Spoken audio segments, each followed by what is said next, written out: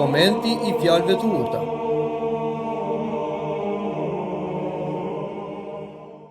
Të dashur më Krishtin, sot lexojmë nga libri I fjalëve të urta, kapitulli 14, vargu 27 deri në fund, dhe nga kapitulli 15, vargu 1 deri në vargun 4. Vargu 27 thotë: Frika e Zotit është një burim I jete që I shmang leqet e vdekjes. Frika e Zotit do thotë besimin në Perëndin, dhe ky besim në Perëndin është një burim force dhe gjallërie frymore, duke e pajisur dikë me aftësinë për të shmangur leqet e vdekjes. Të dashur më Krishtin, të kesh frikë Perëndin nuk do të thotë të mendosh se Perëndia është hakmarrës, I cili ka një shkop të hekurt dhe përpiqet në çdo rast të godisë mëkatarët me atë dhe t'i dërmoj. Por, të kesh frikë Perëndin do të thotë të besosh se Perëndia ekziston, të besosh se Perëndia është I kudondodhur, të besosh se Perëndia është I dashur, por edhe I drejtë. Të kesh frikë Perëndin do të thotë që çfarëdo që thotë Perëndia është e vërtetë dhe ne duhet ta zbatojmë. Për shembull, ne lexojmë në 10 urdhëresat: mos gënje, mos vill, mos kurvëro, mos hyj kurorën. Të gjitha këto Perëndia I ka thënë që të na ruajë nga leqet e vdekjes. Ne këtu flasim jo vetëm për një vdekje fizike, por dhe për një vdekje shpirtërore. Ashtu si kur neve kalojmë në një vend të rrezikshëm dhe aty na vendosin një tabel rrezik vdekje, kështu janë dhe porositë e Perëndisë. Pra, na tregojnë rrezikun e vdekjes. Dhe me anë të frikës së Perëndisë, që do thotë se Perëndia ekziston dhe ato çfarë thot ai janë të vërteta, ne I shpëtojmë këtyre kurtheve të djallit, këtyre leqeve të armikut për një vdekje fizike edhe shpirtërore. Vargu 28, lavdia e mbretit qëndron në morinë e popullit, por shkatrimi I princit vjen me shterimin e njerëzve. Përmasa përbërja dhe besnikëria e popullsisë përcaktojnë lavdinë e mbretit. Sepse mund themi se mbreti është përkushtuar popullit të tij, është të flijuar për popullin e tij. Por ka pak nder për një princ, dhe princi dim që është biri I mbretit, që ta ketë të titull, të cilën e ka marrë nga mbreti, por ka pak ose as pak njerëz mbi të cilën ai të sundoj. Sepse, fatkeqësisht, shumica e princave ose atyre që marrin pushtetin, e marrin këtë lavdi dhe këtë pushtet nga etrit e tyre. Por që ata ta mbajnë, patjetër që ata nuk duhet të mbeten vetëm në lavdinë dhe fuqinë e prindërve të tyre, por dhe ata duhet t'i përkushtojnë popullit dhe kështu fitojnë simpatinë e popullit. Por le ta kthejmë këtë në rrafshin shpirtëror.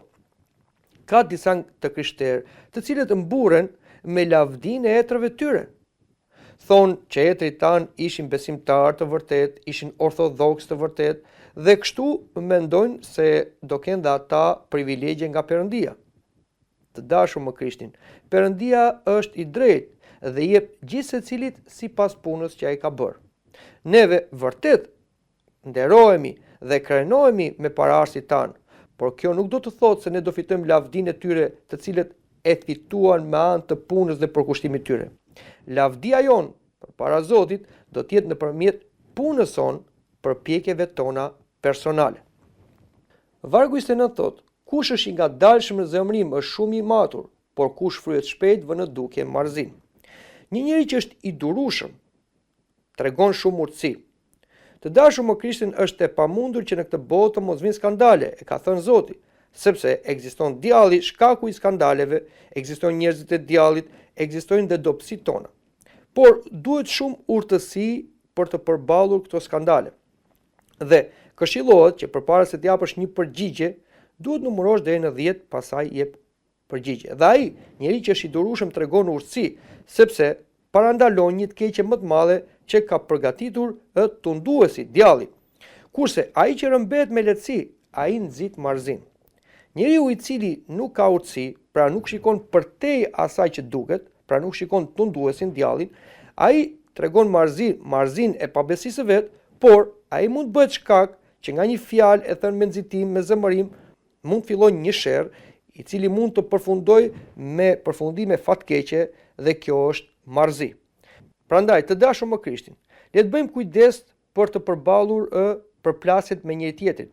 Dhe le të shikojmë përtej asaj që shfaqet dhe le mos ja bëjmë qefin djallit i cili i nxit skandalet dhe kënaqet ku njerëzit zihen, përplasen dhe arrin në përfundime fatkeqe. Vargu 30 thot: një zemër shëndosh është jetë për trupin, por smira është kalbja e kockave. Një zemër shëndosh, dhe këtu na flitet jo për muskulin, por na flitet për një mendje të kënaqur, dhe mendja është syri i shpirtit, pra ku një njeri shikon qartë, ku një njeri ka shëndet shpirtëror, atëherë kjo gjë reflektohet edhe te trupi, ai ka një trup të shëndetshëm.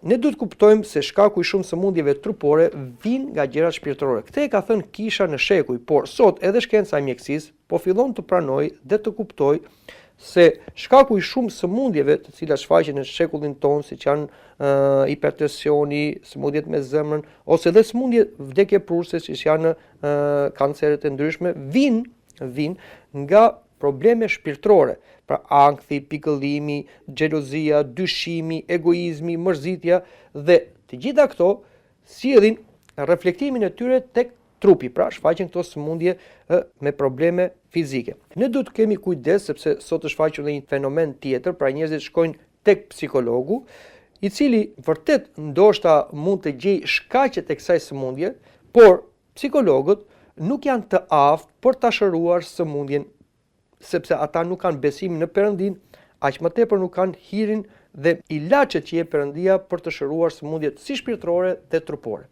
Këtë gjë e ka bërë Kisha ortodokse në shekuj. Prandaj, në qoftë se ne shikojmë një sëmundje trupore, është mirë të kuptojmë se shkaku i saj vjen nga probleme shpirtërore.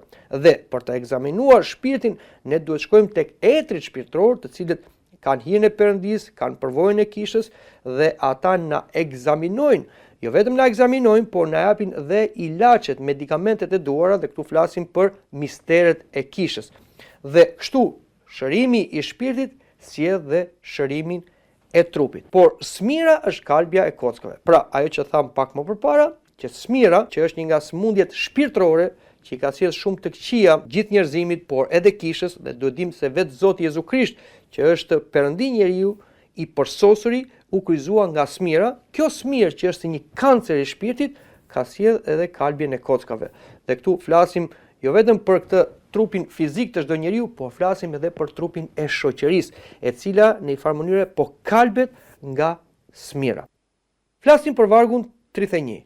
Kush e shtyp të varfrin, fyen rënd atë që ka bërë, por ai që ka mëshirë për nevojtarin e nderon atë. Cili do që shfrytëzon të varfrin, fyen krijuesin e tij. Të dashur me Krishtin, Perëndia i ka krijuar të gjithë njerëzit, dhe të gjithë njerëzit janë krijesat e tij, në një farë mënyre janë bijtë e tij. Prandaj, ne duhet bëjmë kujdes, sepse çdo gjë që ja bëjmë të tjerëve, ja kemi bërë Zotit, dhe Zoti e ka vënë këtë si kriter gjykimi. Bani mend kriterin e gjykimit që do bëj Zoti në fundin e korave. Pra, çdo gjë që ja keni bërë këtyre më të vegjëlve, dhe kur flasim më të vegjël, nuk flasim si mosh, flasim më të vegjëlve, pra njerëzit e përulur që shoqëria i ka trajtuar pa në interes, ashtu siç trajtohet dhe një vogël, ma keni bërë mua. Prandaj duhet bëjmë kujdes se si sillemi me njerëzit e varfër ose njerëzit të cilët shoqëria i shikon si të dorës së dytë, sepse ne të gjëja kemi bërë Zotit. Por ai që ka mëshirë për nevojtarin e nderon atë. Pra, një njeri i cili ka mëshirë, pra ka përdëllim, ndihmon nevojtarin, këtë nuk ja jep personit në fjalë, por ai ja jep vetë Perëndis. Tregohet një histori se si një i pasur ishte duke dëgjuar paravolin, pra e gjyqit madh, se si Zoti Krisht tha, çfarë keni bërë këtyre, ma keni bërë mua. Edhe ai kërkoi ta provojë këtë, të bëjë një eksperiment, shkoi tek një lypës edhe i dha një monedhë. Në momentin që i dha monedhën, shikoi mbi kokën e lypsit ikonën e Krishtit. Edhe atëherë ai jo vetëm i dha monedhën, po u porul dhe i puthi dhe këmbët këtij njeriu. Edhe këtë e bënte gjithmonë. Madje shokët e tij i thonin, po mirë, e dim që jep para, pra je njeri i përdullyeshëm, po pse i porulesh?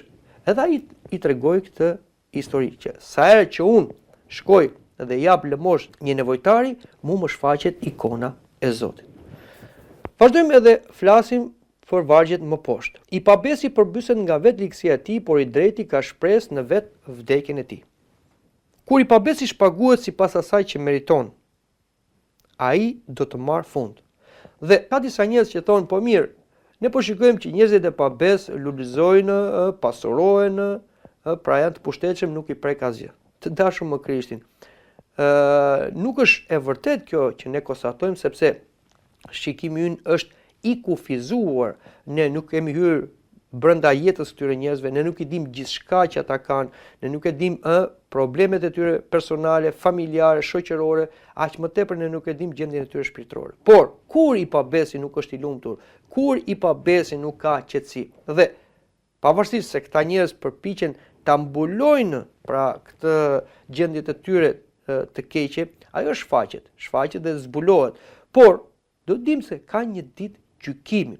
Dita e vdekjes, që është një borxh që do ta marrin të gjithë njerëzit, do ta shlyejnë të gjithë njerëzit, është dita ku ne do përballemi me Zotin. Dhe kjo ditë e vdekjes, që është relativisht e afërt ose largët, por është shumë e afërt dhe Zoti na thotë që ajo vjen si hajduti dhe askush nuk e di se kur vjen i Zoti shpis, është dita kur i pabesi do të dënohet nga vetë ligësia e tij, sepse atë ditë ai do marrë atë që meriton.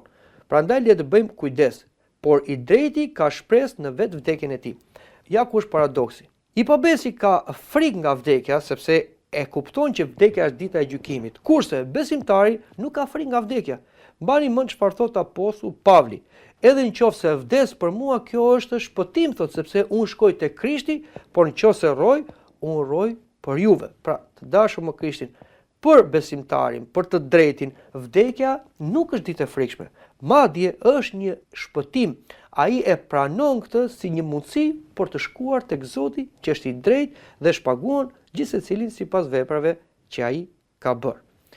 Vazhdojmë edhe lexojmë në vargjet më poshtë. Vargu 33 thotë: urtësia pret në zemrën e atij që ka mend, por ajo që është në zemrën e budallenëve merret vesh. Fjala urtësi ose dituri pret në zemrën e atij që ka mend, mund ta kuptojmë që dituria qëndron në atë që e pranon, ose njeriu nuk tregon me domosdoshmëri atë që ai ka brenda. Pra, të jesh i ditur, të jesh i urtë, nuk do thotë të flasësh vend e pa vend. Njeriu flet në kohën e dur dhe fjalën e dur. Por shikon çfarë thot vargu më poshtë. Por ajo që është në zemrën e budallëve merret vesh. Pra, budallën, njerëzit që nuk kanë urtësi, jo zgjuarsi, se njerëzit keq kuptohen, zgjuarsia është tjetër gjë dhe urtësia është tjetër gjë. Një njeri mund të jetë i zgjuar, por mund të jetë budalla. Mund të jetë jo shumë njeri i shkolluar, por është i urtë. Pra ai bën gjën e mirë në kohën e dur. Kurse budallën, pra, flasin vend e pa vend dhe në një farë mënyre merret vesh ajo çfarë ata kanë brenda. Kjo ndodh edhe me djallin. Djalli, pavarësisht se pretendon se ai është një qenie mendore e lartë dhe di shumë nga të fshetat e Perëndis dhe nga jeta shpirtërore, prap djalli është një budalla. Sepse na i tregojnë etrit e kishës që ai i parathot ato çfarë ai do të bëjë dhe kështu i zbulon planet e tij. Kjo ndodh dhe me njerëzit e tjerë. Pra njerëzit të cilët janë budallënj, pra janë të pamend, nuk janë të urtë, flasin përpara atë çfarë ajo do të bëhet dhe kështu në një farë mënyre ata e deskritojnë veten e tyre ose e zbulojnë veten e tyre. Vargu 34 thotë: drejtësia lartëson një kom, por mëkati është turpi i popujve. Që një kom të jetë i madh, drejtuesit e tij kombi duhet të jenë njerëz të drejtë, pra të bëjnë drejtësinë në jetën e tyre dhe tek të tjerët, dhe të kenë karaktere morale të njohura për drejtësinë e tyre. Pra, nuk do të thotë vetëm të thuash fjalë për drejtësinë, por ti duhet ta bësh drejtësinë në veten tënde. Ndryshe ti je një gënjeshtar, të tjera thua, të tjera bën. Korrupsioni, rushfeti, shantazhi, hilet e pista, skandalet dhe gjithë format e tjera të padrejtisë i sjellin fatkeqësi një vendi. Dhe të dashur më Krishtin, kjo fjalë e urtë është shumë aktuale sot me ata njerëz që drejtojnë kombe të ndryshme.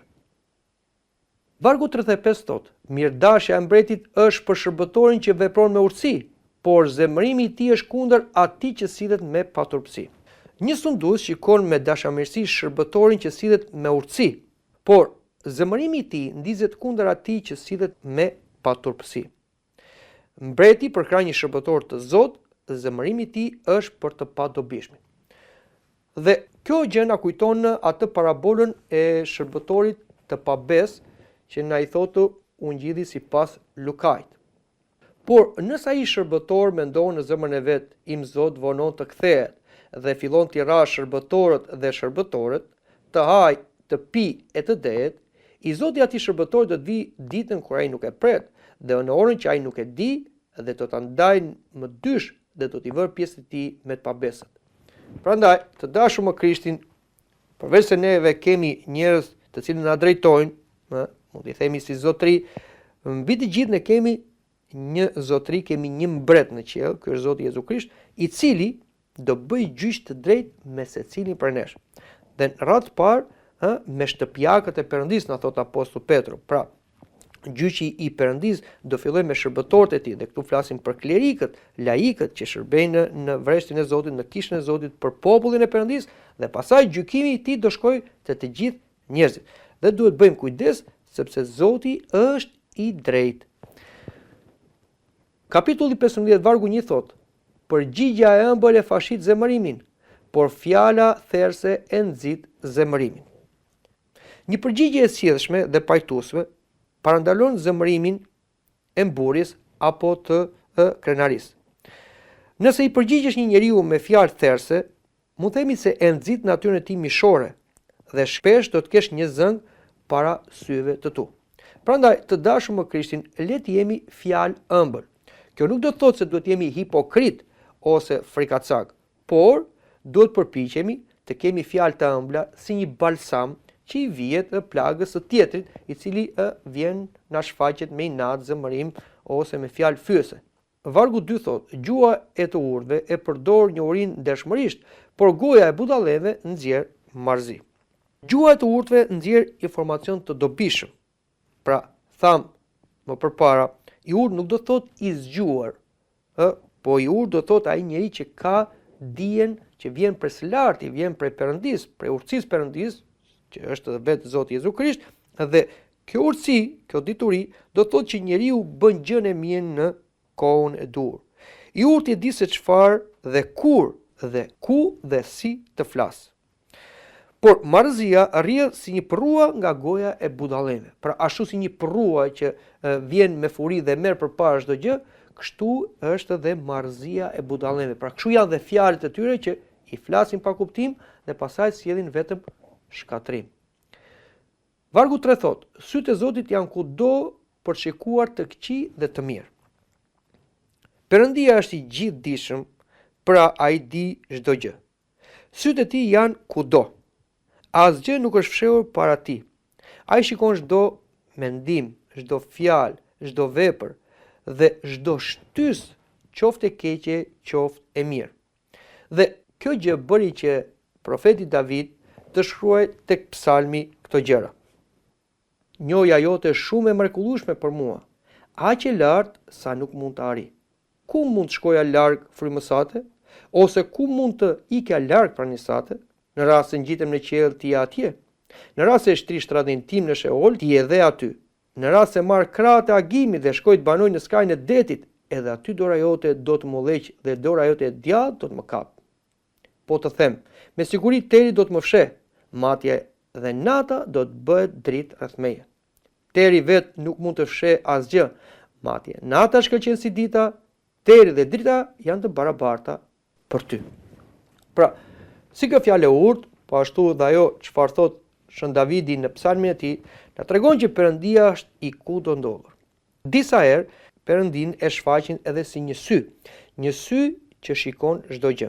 Pra, të dashur me Krishtin, ne duhet kuptojmë se Perëndia është i kudo ndodhur dhe sytë e tij na shikojnë kudo që të jemi. Jo në vende të dukshme, po dhe në vende të padukshme. Jo vetëm në sipërfaqe, por dhe në thellësinë tonë dhe në mendimet tona. Zoti na thot në një vend tjetër: para se fjalat jetë në gojën tënde, unë e di. Ne nuk mund të fshihemi. Kjo gjë neve na bën shumë dobi, sepse na mbron nga shumë lajthitje dhe rreziqe. Sepse neve, duke ditur se Perëndia i shikon të gjitha gjërat dhe mendimet, fillojmë ta luftojmë të keqen që tek mendimi, dhe kjo na parandalon një të keqe që pastaj mund thuhet me fjalë dhe me vepër. Kurse një njeri që nuk ka besim se Perëndia është i kudo ndodhur, atëherë ky njeri fatkeqësisht mund bjerë në mëkate shumë të rënda. Tregoj një histori se si një grua ishte e mirë, por ra në një mëkat trupor. Dikush i bëri një magji dhe ajo, duke mos pasur shumë fuqi brenda vetes, u rrëzua dhe e bëri këtë mëkat larg syve të burrit të vet. Por ndërgjegja e qortonte dhe ajo vajti të një atë shpirtëror dhe i tha: "Ati im, Perëndia e ka parë mëkatin tim?" Atë ky atë shpirtëror tha: "Moj bi, ai që i ka bërë sy njeriut nuk mund të shikoj vet?" Prandaj tha: "Perëndia e ka parë mëkatin tënd." Kjo gjë ishte, mund themi, shkaku që kjo grua pastaj u largua nga burri vet dhe vajti bëri një jetë oshënare dhe është Shënt Theodora. Të dashur me Krishtin, le ta mësojmë veten tonë dhe fëmijët tanë me këtë koncept besimi se Perëndia është i kudo ndodhur dhe shikon çdo gjë. Le të flasim edhe për vargun e fundit për sot, vargun 4 që na thot: "Një gjuhë e shëndosh është një dru jetës, por gjuha e çroditur sfilit frymën." E folura e shëndosh, dhe këtu flasim një folur e cila ka fjalë të mira, fjalë të ëmbla, fjalë të vërteta, është plot hir, freskon, zbut dhe gjallëron, dhe ngjan një pemë e cila është e vaditur dhe është e gjelbër dhe ka lule edhe fruta. Por të folurit e shturur e sfilit shpirtin, sepse të folurit e shturur, pra me fjalë të pista, me fjalë të pakontrolluara, me zemërinë, me inat, e sfilit shpirtin të personit që i thot to, por dhe atij që dëgjon, dhe mund themi se ky ngjan një lloj ferre, një lloj kaktusi që gjithmonë ka gjëmba dhe i shpon ata që kërkojnë ta prekin. Prandaj, të dashur me Krishtin, ai që kontrollon të folurin është më i madh se një angjëll, na thon shenjtorët.